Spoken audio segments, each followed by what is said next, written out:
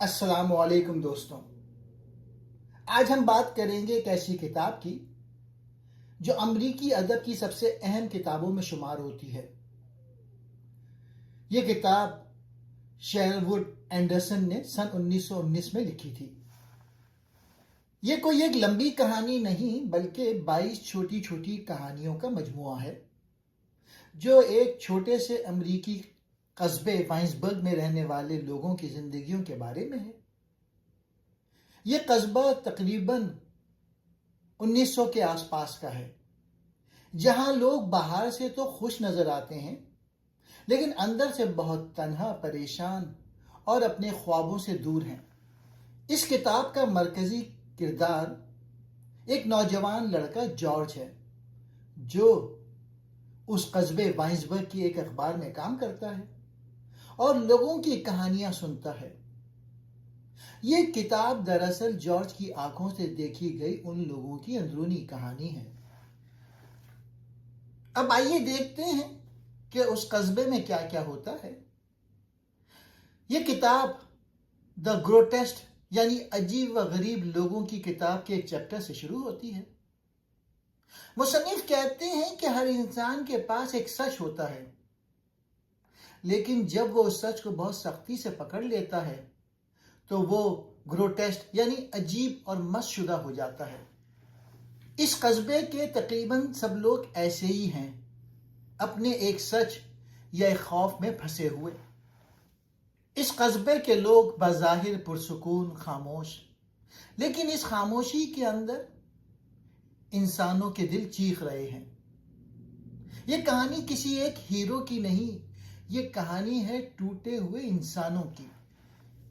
ان سب کہانیوں کو جوڑنے والا کردار جارج، ایک نوجوان رپورٹر، وہ سب کی بات سنتا ہے، سب کے راز جانتا ہے، لیکن خود بھی الجھن میں ہے۔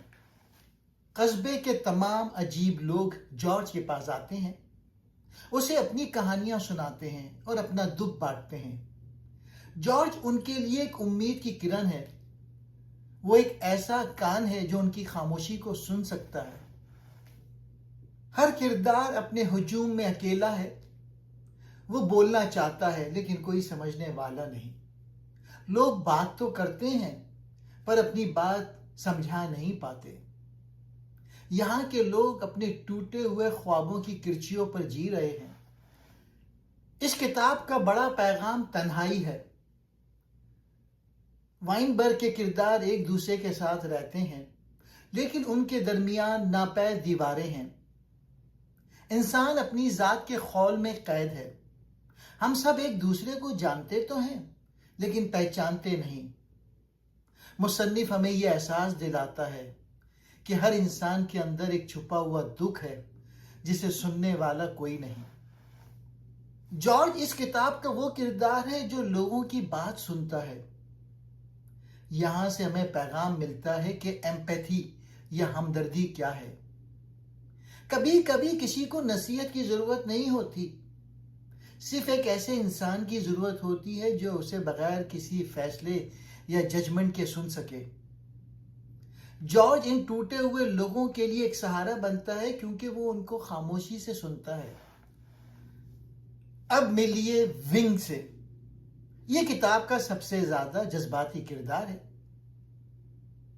ایک بوڑھا شخص جو اپنے ہاتھوں کو چھپانے کی کوشش کر رہا ہے، یہ ٹوٹا ہوا انسان ہے۔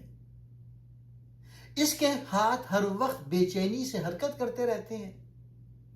ماضی میں اس پر ایک جھوٹا الزام لگا جس نے اسے توڑ کر رکھ دیا۔ اب وہ اس گاؤں کے کنارے تنہائی میں رہتا ہے۔ وہ جارج کو نصیحت کرتا ہے کہ اپنے خوابوں کو کسی کے سامنے ظاہر نہ کرو ورنہ دنیا انہیں کچل دے گی۔ ونگ، کبھی وہ ایک استاد تھا، بچوں سے محبت کرنے والا، مگر ایک الزام نے اس کی پوری دنیا بدل دی۔ اس کی کہانی خوف، غلط فہمی اور تنہائی کی چیخ ہے۔ دوسرا کردار ڈاکٹر ریفی۔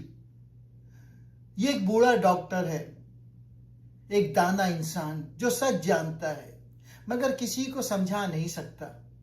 اس کا علم اس کی تنہائی بن جاتا ہے۔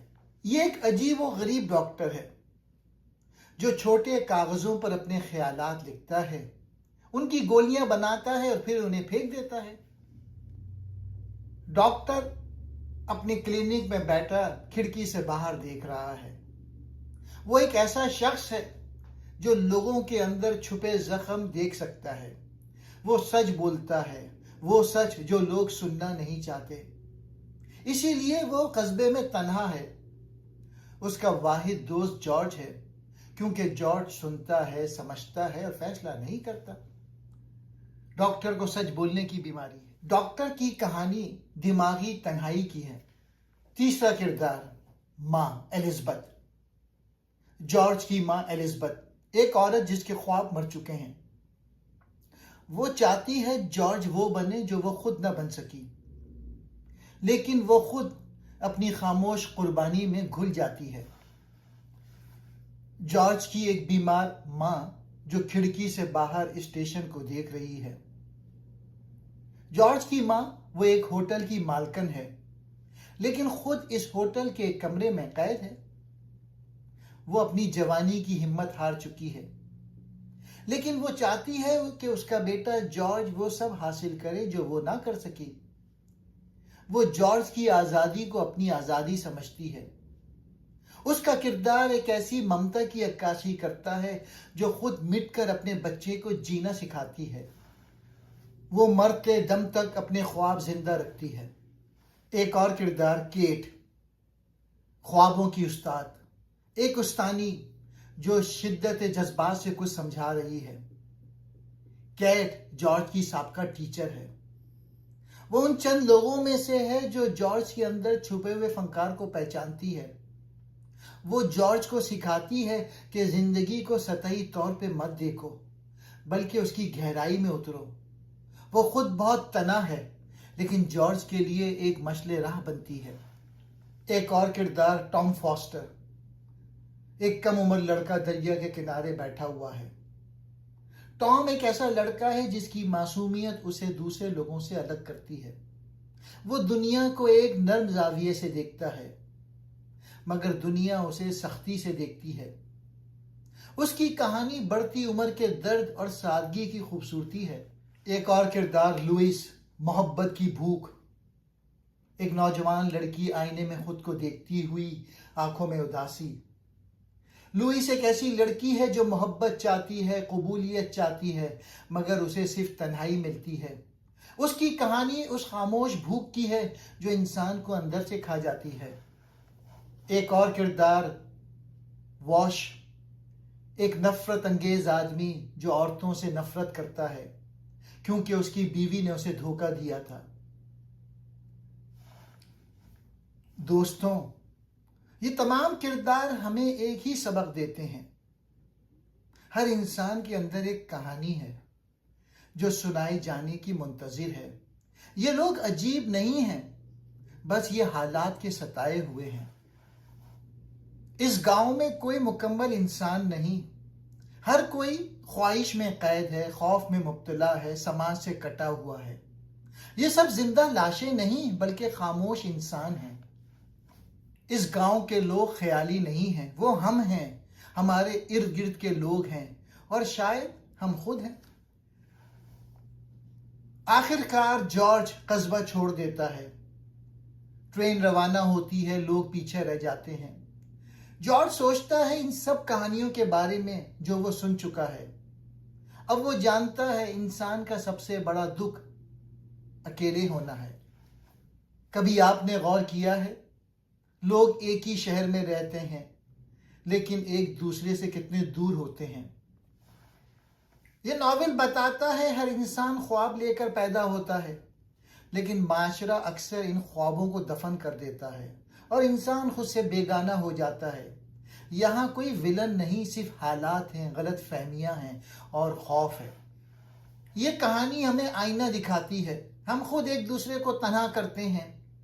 ہم حساس انسانوں پر الزام لگاتے ہیں، مختلف سوچ کو قبول نہیں کرتے، خاموش لوگوں کو نظر انداز کرتے ہیں اور پھر کہتے ہیں لوگ اتنے افسردہ کیوں ہیں۔